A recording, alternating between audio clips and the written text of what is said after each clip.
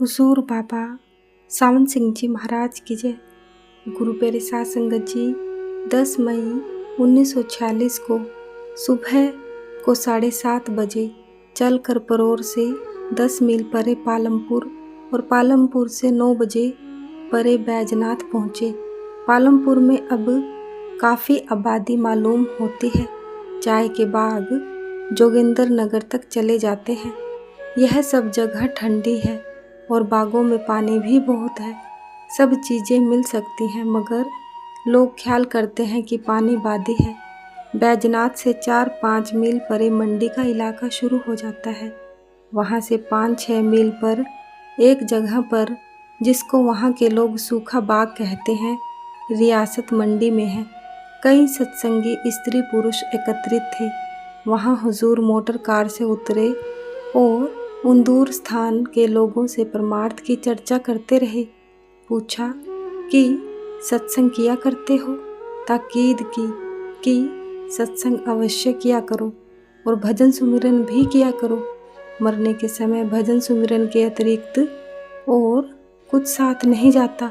सारा मैदान जोगिंदर नगर तक बहुत हरा भरा खूबसूरत मालूम होता है, मगर गरीबी का जोर है, क्योंकि यहाँ अनाज नहीं होता। यह जगह समुंदर तल से 4279 फुट ऊंची है और यहाँ से जोगिंदर नगर 8 मील पर होगा। यहाँ से चलकर जोगिंदर नगर पहुँचे तो पुलिस वालों ने रोक लिया, क्योंकि मंडी के राजा साहिब के टिक्का साहिब की शादी के लिए बारात शिमला की ओर जाने वाली थी। उनकी मोटर कारों और लारियों को रास्ता देने के लिए सब गाड़ियों आदि का आना जाना बंद कर दिया गया था। हुक्म हाकम मर्गे मुफाजात, हाकिम का हुक्म और मौत टाले नहीं टलते। स्थान स्थान पर स्वागत की सब्ज मेहराबे दरवाजे बनी हुई दिखाई दी और लोग एकत्रित थे। हम सड़क के एक और विश्राम गृह में, जो कि सड़क के पास ही है, ठहर गए। उसके बरामदे में ठंडी हवा आ रही थी।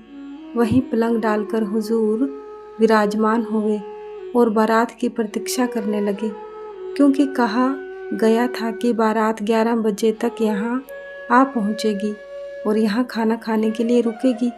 उसके आते ही सड़क आने जाने के लिए खुल जाएगी। मगर पता चला अभी तक बारात मंडी से भी नहीं चली। बिजली घर से एक सत्संगी पुलिस का हवलदार हुजूर के आने की खबर सुनकर आ पहुँचा और हम सबको बिजली घर दिखाने ले गया। 3-4 मील ऊपर पहाड़ पर से पानी 2 बड़े बड़े मजबूत लोहे की पाइपों द्वारा नीचे गिराया जाता है। इससे बिजली के डायनेमो चलते हैं जहाँ पानी गिरता है, और सब जगह छत कर 2 मंजिली 3 मंजिली इमारत बहुत मजबूत बनाई हुई है। इस इमारत में बिजली को पैदा करने, एकत्रित करने और बाहर भेजने का प्रबंध है। सबसे ऊपर की मंजिल में स्विच बहुत से लगे हुए हैं। कोई मंडी की ओर बिजली भेजता है, कोई किधर और कोई किधर, और मीटर लगे हुए हैं। आवश्यकता अनुसार सब जगह बिजली भेजी जाती है।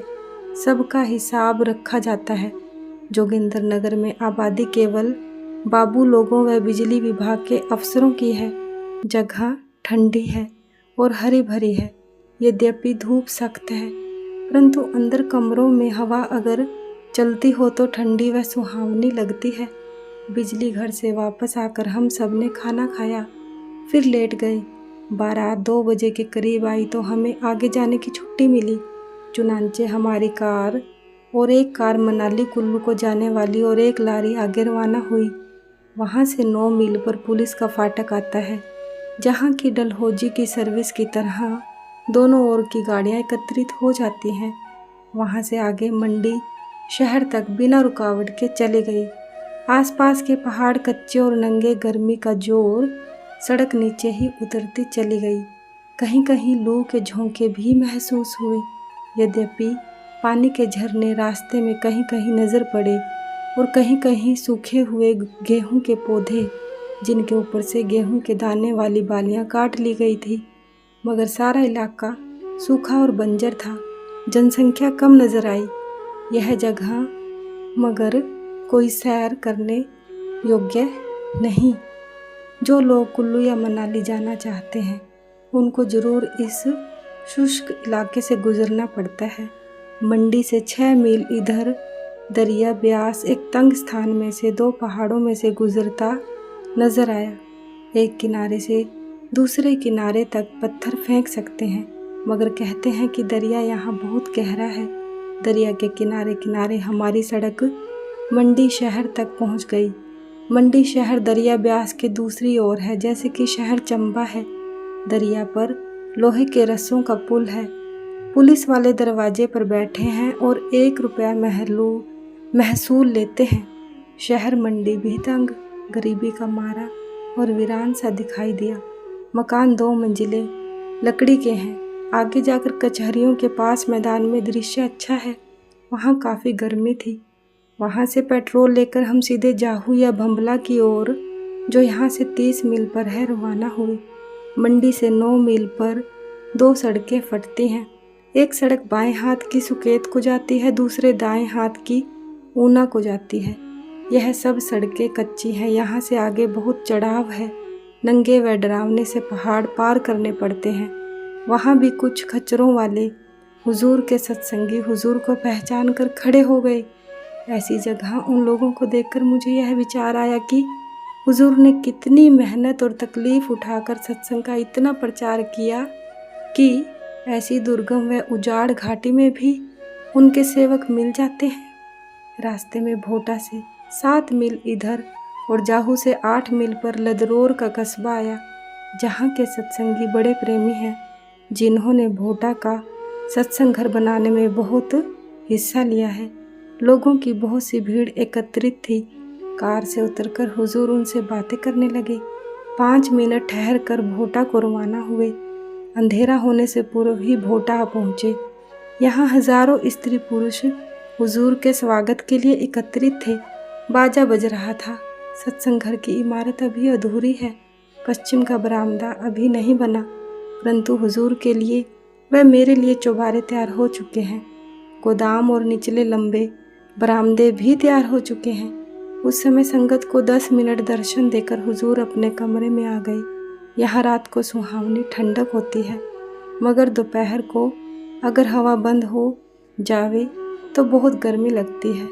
हवा आमतौर पर चलती रहती है, परंतु दिन को धूप भी खूब तेज लगती है। पानी सेहत के लिए अच्छा है और ठंडा है।